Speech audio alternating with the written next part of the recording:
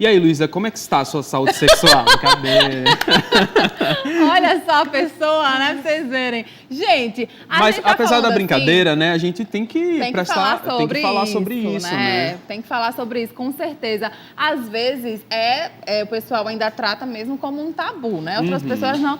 Mas a verdade é que devemos, sim, falar sobre isso, seja com a família, com o parceiro, com a parceira, com um profissional, né? Porque pode ser que estejam acontecendo problemas e aí você nem sabe, né? Você pode ter não quer compartilhar. algum tipo até algum tipo de doença que você nem sabe, porque precisa se fazer exames frequentemente. Muitas vezes a gente não procura um médico, não consulta o urologista, né? Inclusive, o urologista não é médico só de homens. As mulheres também podem consultar o urologista para saber o que está acontecendo, né? Além da ginecologista também, ginecologista, que é super importante. Mulherada, fica aí de olho, fica ligada, que a saúde sexual também é muito importante, viu? Como é que anda aí? Qualquer coisa, se você tiver qualquer dúvida sobre a saúde sexual, manda no nosso WhatsApp, interage junto conosco no 981056955. Boa tarde, doutor Mário Kempis, seja bem-vindo mais uma vez. Boa tarde. Boa tarde, eu que agradeço o convite, sempre me coloco à disposição para esclarecer às pessoas essas dúvidas. E quando você perguntar como é que estava a saúde sexual, o melhor parâmetro hoje em dia para avaliar a qualidade de vida de uma pessoa é a atividade sexual. Não existe nenhum outro parâmetro, a não ser a atividade, que é o melhor parâmetro é a atividade sexual, porque só pratica sexo quem está bem.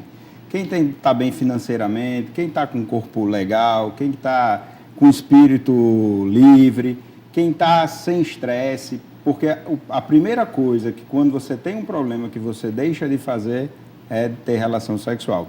Então, a relação sexual é extremamente importante para a qualidade de vida de uma pessoa. E, doutor, as pessoas, tanto homens quanto as mulheres, eles estão dando importância mesmo? Eles estão se cuidando mais? Sim, existe ainda muito tabu, porque a sociedade não entende a disfunção erétil como sendo uma doença. Muitas pessoas acham que a disfunção erétil é um sinal de fraqueza, um sinal de incapacidade, que aquela pessoa não é forte. E muita gente tem medo de expor isso, tem medo de buscar ajuda por próprio preconceito, né? Mas, graças a Deus, as pessoas, através dos meios de comunicação, as informações estão aí para todos e as pessoas têm realmente buscado um pouco mais ajuda, porque a disfunção erétil é uma doença terrível e que é um martírio para um casamento, né? Antes da gente entrar em mais detalhes, né, nesse assunto, eu queria que você falasse da importância da pessoa consultar um urologista, né? Até como eu falei, não só os homens devem ir ao urologista, né? As mulheres também. Em que casos? Bom, o urologista, ele é o médico que cuida do aparelho urinário masculino e feminino e cuida do aparelho reprodutor masculino. Então, a parte de cálculo renal, de tumor de rim, de infecção urinária, das quedas de bexiga, das incontinências urinárias, isso é comum em ambos os sexos, né? Masculino e feminino. E quando vem para a parte reprodutiva, masculina, aí você tem o urologista, você tem o câncer de próstata, você tem as disfunções eréteis, os tumores de testículo, e aí vai, né? Então, o urologista é um médico para ambos os sexos. Doutor, e a disfunção erétil é o diagnóstico ou é um sintoma? Não, a disfunção erétil é uma doença, né? Então, nós temos que definir o que é disfunção erétil. Eu tenho uma definição própria, mas eu vou falar a definição científica. A disfunção erétil é a incapacidade de se conseguir e se manter uma ereção satisfatória para o intercurso sexual. Então, o que é a impotência? É aquela pessoa que não consegue nem conseguir a ereção ou que durante a relação sexual ele tem a detumescência peniana. O pênis, ele amolece e ele não consegue ter a relação sexual. Mas eu tenho uma definição minha. Qual é? A disfunção erétil é a mesma coisa de querer jogar sinuca com uma corda. Não tem como, né? Como é que os homens, né, devem se prevenir para que isso não aconteça? Bom, como eu digo, a disfunção erétil, nós temos que entender como funciona a ereção, para depois a gente falar sobre disfunção. Como é que se dá uma ereção? Primeiro você tem que ter algum estímulo erógeno, né, alguma coisa que te excite. Isso vai fazer com que o hipotálamo libere um neurotransmissor chamado óxido nitroso. Esse óxido nitroso ele vai atuar nas artérias penianas, nas artérias do corpo cavernoso, provocando uma dilatação desses vasos e, consequentemente, entrando o sangue no pênis, que é o que provoca a ereção. Então, a ereção peniana é dada pela entrada de sangue no pênis, que o deixa endurecido. Quando você tem qualquer doença ou qualquer coisa que afete essa entrada de sangue, é o que você vai ter a impotência sexual. Então, a impotência sexual ela pode ser classificada de 3 maneiras. A disfunção erétil psicogênica, que atinge geralmente aqueles pacientes abaixo de 40 anos, é quando vai um rapaz de 25 anos no consultório queixando que está impotente. E existe aquelas disfunção erétil orgânica, que acomete geralmente pacientes acima de 40 anos de idade, que é aqueles pacientes que têm uma diabetes descompensada, é obeso mórbido, fizeram alguma cirurgia prostática, ou tiveram alguma lesão na bacia, aqueles pacientes que tomam alguns medicamentos e aí vai. E também nós temos a disfunção erétil mista, que é a disfunção erétil provocada tanto por problema psicológico como também por problema orgânico. Então, baseado nisso aí, a gente tem que descobrir o que levou a essa impotência para poder tratar. Um exemplo, se você tem um paciente com diabetes, não tem como corrigir essa disfunção erétil se ele continua diabético descompensado, se ele não faz controle da sua glicemia. Né? Então, nós temos que identificar o tipo para poder fazer o tratamento. Olha aí, várias dúvidas sendo tiradas. Hoje é Dia dos Namorados, né? A gente está falando de um assunto que tem tudo a ver, né? Relações sexuais, aí uma vida sexual saudável para você, seu companheiro ou sua companheira. Você pode participar junto com a gente desse bate-papo, interaja aí pelo nosso WhatsApp no 98105 6955, 98105-6955. Você pode mandar a sua pergunta, fazer seu comentário. Se não quiser, não precisa nem se identificar. Tem gente que tem vergonha, né, doutor? Não precisa muita gente nem ainda tem vergonha de falar sobre esse assunto. Agora, doutor, então, a gente, para deixar também claro para o pessoal de casa, o homem, ele possui o desejo, mas não possui ereção. Não tem a ver, então, né, o desejo com a ereção. Nós temos 3 grandes pilares para você ter uma relação sexual. Primeiro é o desejo, né? Se você não tem mais sentimento pela sua esposa ou você não tem sentimento pelo seu namorado, você acaba não tendo um fator de excitação, o que não vai fazer a liberação daquela substânciazinha que vai abrir o vaso sanguíneo para o pênis ficar ereto. Mas também, se você tem o desejo, mas você não consegue ter uma ereção, consequentemente você vai morrer de vontade, mas não vai conseguir ter ereção, porque o pênis ereto é extremamente importante para o intercurso sexual. E também, se você tem um desejo, mas você tem uma ereção satisfatória, mas você tem uma ejaculação rápida, uma ejaculação que a gente chama de ejaculação precoce, isso também não vai ser, você não vai conseguir ter uma relação sexual satisfatória. Então, para você ter uma relação sexual satisfatória, você tem que ter os 3 pilares. Você tem que ter excitação, ereção e ejaculação. E tudo está interligado, e se você não tiver esses 3 pilares concretos, fixos, você não vai conseguir ter uma relação sexual, e isso acaba bloqueando o outro. Um exemplo, se você morre de tesão, de excitação pela sua namorada, tem uma boa ereção, mas acaba tendo uma ejaculação rápida. Isso leva a você a não ter mais interesse. Por quê? Porque a namorada começa a reclamar que você não satisfez e ela começa a brigar. Aí você já vai com a relação tenso, preocupado. Será que vai acontecer a mesma coisa? E isso vai fazer com que você não consiga ter uma ereção porque você está nervoso. Automaticamente, se você está com medo de não levantar, está com medo de ter uma ejaculação precoce, automaticamente você não procura mais pelo medo. Então você começa a se esquivar, você começa a dizer, hoje eu estou com dor de cabeça, estou cansado, trabalhei demais. Você começa a arrumar desculpa. Então é um ciclo, um ciclo, né, que tem que acontecer para você ter uma relação sexual e não só em relação à impotência sexual, mas os problemas psicológicos podem influenciar outros tipos de problemas também. Com certeza. A parte da cabeça é fundamental. Como eu falei, a disfunção erétil tem as causas psicogênicas, que acometem aqueles pacientes jovens, e você vai investigar, você vai fazer uma investigação desse paciente. São geralmente pacientes que tiveram algum trauma. né, foram abusados sexualmente, ou a avó, o tio, ou a mãe ficou dizendo que aquele menino tinha um pênis pequeno e aquilo leva um bloqueio. Ele, quando foi ter a sua primeira relação, não foi uma coisa legal. É aquele paciente que, às vezes, não tem uma definição sexual do que realmente ele quer, né, para a sua vida sexual, está confuso. Então, isso gera problemas. Então, nós temos que entender esse paciente, porque o problema psicológico é o carro-chefe, geralmente, no consultório com disfunção erétil, principalmente paciente jovem. E, às vezes, é difícil do paciente aceitar isso, porque ele acredita que tem algum problema e, na verdade, o problema não é orgânico, não é do pênis propriamente dito, não é deficiência hormonal, e sim problema psicológico. Então, tem que fazer um diagnóstico adequado. Agora, doutor, as mulheres também sofrem com a impotência sexual? Assim, a mulher sofre porque, em relação ao homem, sim, porque não se pratica sexo só, né? Só se pratica sexo a dois. Então, se você não tem se o seu parceiro não tem impotência sexual, se tem disfunção erétil, você não vai conseguir namorar. Isso gera um sofrimento e gera cobrança também, vem uns questionamentos que o marido está com outro, alguma coisa. E a mulher, realmente, quando tem... a mulher, assim, em termos de impotência sexual, não existe uma impotência sexual feminina porque ela não tem que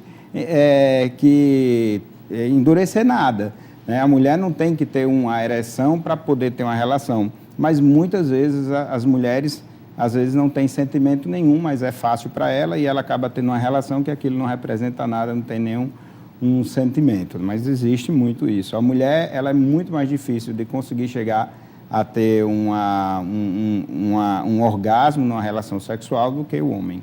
Legal. Algumas medicações também podem causar a disfunção erétil? Com certeza. Nós temos várias medicações que levam à disfunção erétil. Alguns antihipertensivos, alguns medicamentos, alguns antibióticos, alguns medicamentos para controle de depressão ou medicamento para crise convulsiva. Então, realmente você tem que fazer o diagnóstico e poder fazer o tratamento adequado, que geralmente suspender a medicação ou substituir a medicação você consegue resolver. Mas tem muitos medicamentos que levam à disfunção erétil. Doutor, com relação ao Viagra, né? Existe aí esse mito que vai no Viagra, que vai funcionar, os homens, né, vão lá, investem no Viagra. Realmente é recomendável? Bom, assim, primeiro nós temos que diagnosticar a causa da sua disfunção erétil, né?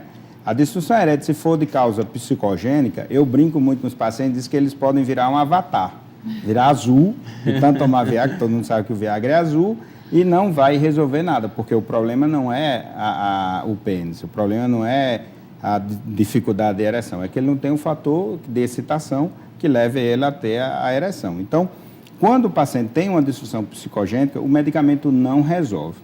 Quando o paciente tem uma disfunção orgânica, pela diabetes compensada, ou pela hipertensão não controlada, ou pela cirurgia prostática, ou por abuso de algumas medicações, o remédio funciona assim.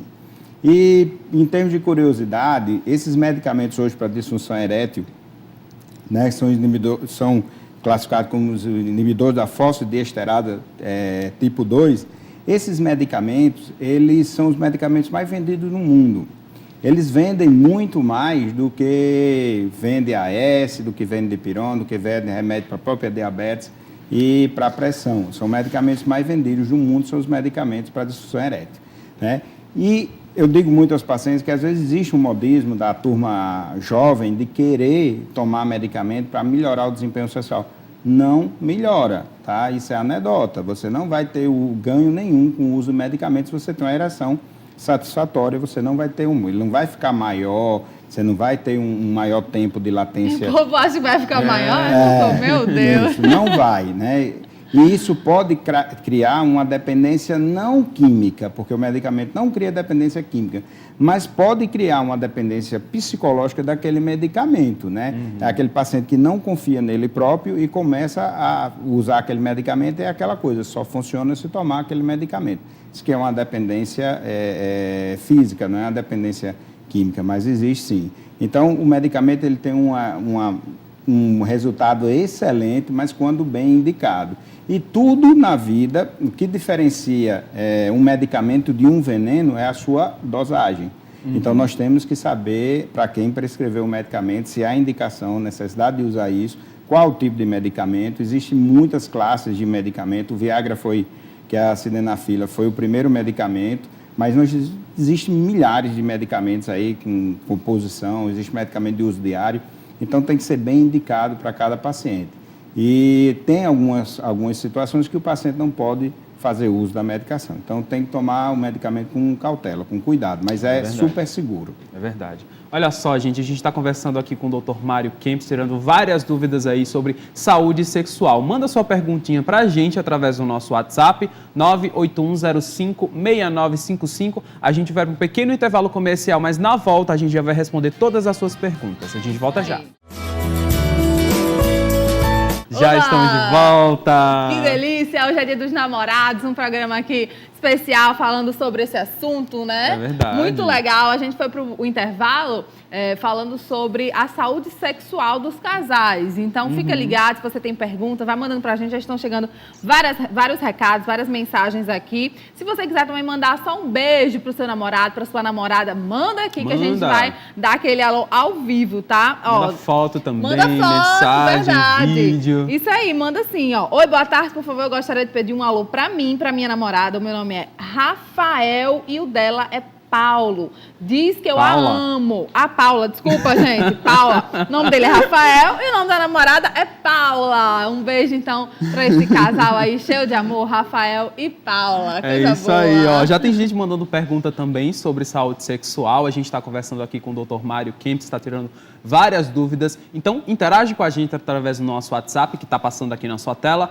981056955. Doutor Mário, chegando aqui pergunta que diz o seguinte: qual o tratamento ideal para ejaculação precoce? O que podemos considerar como ejaculação precoce, né? Vamos repetir novamente. Isso. A ejaculação precoce é aquelas pessoas que não conseguem controlar a sua relação, o seu orgasmo. É aquelas pessoas que quando começa, termina e não tem um controle. Isso não é dado por tempo, é dado por insatisfação da relação sexual. A ejaculação precoce é um problema que não tem nada a ver com o pênis, não tem nada a ver com o hormônio, não tem nada a ver com muito tesão ou pouco tesão. A ejaculação precoce é um transtorno de ansiedade. Todos os pacientes que são ansiosos, eles são propensos a ter a ejaculação precoce. E a ejaculação precoce é um problema terrível na sociedade, porque a ejaculação precoce, o homem, quando tem disfunção erétil, quando tem impotência, a mulher se solidariza com ele porque ele não conseguiu, então eles não conseguiram nada. Mas a ejaculação rápida, né, a ejaculação precoce, o homem consegue e a mulher não. E isso é um dos principais motivos de divórcio hoje no nosso meio, é a ejaculação precoce. A ejaculação precoce é tratada com medicamento para ansiedade. A gente tem como primeira linha de tratamento a paroxetina, que é uma medicação que controla a ansiedade e, consequentemente, vai controlar a sua ejaculação precoce. É um tratamento que é feito por algum tempo, né? O paciente geralmente toma o medicamento durante 6 meses. Tem pacientes que há necessidade de tomar 1 ano, 2 anos e até usar definidamente, usar o medicamento cronicamente, porque às vezes a gente não consegue controlar. A ejaculação precoce é uma que tem tratamento, cura é um pouco difícil. Doutor, mais uma pergunta. Ter ereções demais é bom ou ruim? Não, existe ereção demais, não é nenhum problema, né? Desde que isso não se torne um problema para o casal. Lembre-se que ninguém pratica sexo só. Você tem que realmente ter a companheira e você tem que entrar num acordo para ver se aquilo é uma coisa que está fazendo bem ao casal. No momento que isso passa a ser uma coisa em excesso, que está provocando a desunião no relacionamento, é interessante procurar realmente ajuda, porque existem alguns transtornos sexuais que podem levar a essa compulsão sexual. Mas, assim, ter relação demais não é um problema orgânico, é mais um problema psiquiátrico, se isso se encaixar nesses critérios que eu estou falando. E o mais indicado seria não só fazer o tratamento junto com o urologista, mas também com um profissional da psicologia, seria? Isso. Aí, hoje nós temos os terapeutas sexuais que eles trabalham mais nessa parte psicológica, essa parte que não envolve com a parte orgânica, com uma parte mental, sim. Tem excelentes terapeutas sexuais no estado. Ok, doutor. Bom, se vocês tiverem mais dúvidas, manda aí pra gente. Nosso WhatsApp é o 981056955. Doutor, as próteses penianas são uma opção para sanar a disfunção erétil? E quando ela deve ser pensada, né? Bom, as próteses penianas, elas, dentro do tratamento, da linha de tratamento para disfunção erétil, ela entra na terceira linha de tratamento, ou seja, na última linha de tratamento. O paciente, para fazer uso de uma prótese peniana, ele tem que ter cessado todos os medicamentos anteriores e não ter respondido. Primeira linha de tratamento, a gente tem os medicamentos orais, que é Viagra, Cialis, aí vai. A segunda linha de tratamento, nós temos os injetáveis no próprio pênis. E a terceira linha, nós temos as próteses penianas. As próteses penianas, elas estão muito longe de ser uma coisa fisiológica. As próteses penianas não têm um resultado que, às vezes, muita gente quer, tá? A prótese peniana, eu costumo dizer, ninguém vai tirar uma perna normal para colocar uma perna mecânica. Então, a prótese peniana tem que ser muito bem analisada e é utilizada só para aqueles últimos casos que pacientes que não respondem de maneira nenhuma a outro tipo de tratamento. E dentro das próteses penianas, nós temos dois tipos de próteses. As próteses semirrígidas, que é uma haste de silicone com um arame dentro, que o pênis fica totalmente ereto e sempre vai ficar ereto. Ele fica um pouquinho gelado, a glande, que é a cabeça do pênis, fica um pouco flácido e o paciente tem que estar manuseando aquilo aí.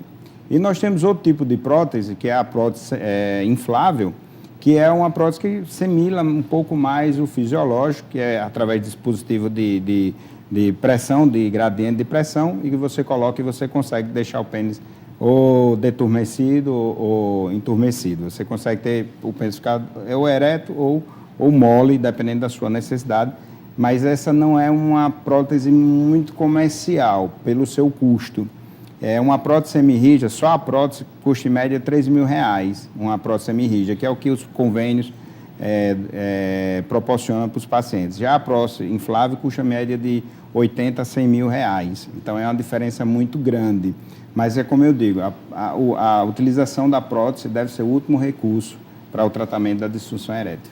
Chegou mais perguntas aqui dos nossos telespectadores. Se você aí de casa tem alguma dúvida, participa através do nosso WhatsApp, 981056955, está passando aqui na tela. Anota aí e conversa com a gente. Tem o telefone também, tá, galera? Se preferirem ligar no 3234-3422, esse é o nosso telefone, que a produção passa a sua pergunta aqui, a gente faz ao vivo para o doutor Mário, né, Paulo? Isso aí, olha, o nosso telespectador está perguntando, o homem pode fazer filhos até quantos anos?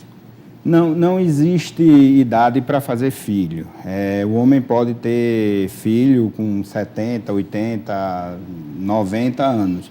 O homem, ele não tem, o seu testículo, ele não tem uma produção definida de espermatozoide. Quanto mais estimulado, mais você vai produzir. Diferente da mulher que já vem com sua quantidade de óvulos determinada, o homem não. Então, o homem é capaz de fazer filho em qualquer idade. Lógico que quanto mais velho, menos qualidade esse espermatozoide vai ter, mais difícil vai ser. Mas não é impossível e eu tenho alguns pacientes com 80 anos que são filhos, que têm filhos recém-nascidos. Legal. Ele também perguntou, o homem pode ejacular quantas vezes? Bom, essa é uma pergunta muito difícil, isso é uma coisa muito difícil, porque infelizmente, a sociedade ensinou ao homem uma coisa errada. Muitos homens confundem ejaculação com orgasmo. São coisas diferentes. A ejaculação é o ato de eliminar um líquido, que é o líquido prostático, juntamente com o esperma, né, que é o líquido seminal. Isso aí é uma questão física, é uma questão fisiológica, que você pode ter quantas vezes você conseguir se masturbar ou ter relação sexual sem nenhum problema. Porém, o orgasmo, que é uma sensação de bem-estar, que isso perdura por horas ou por dias, que é aquela sensação boa que você tem após uma relação sexual, isso são coisas que nem sempre você consegue.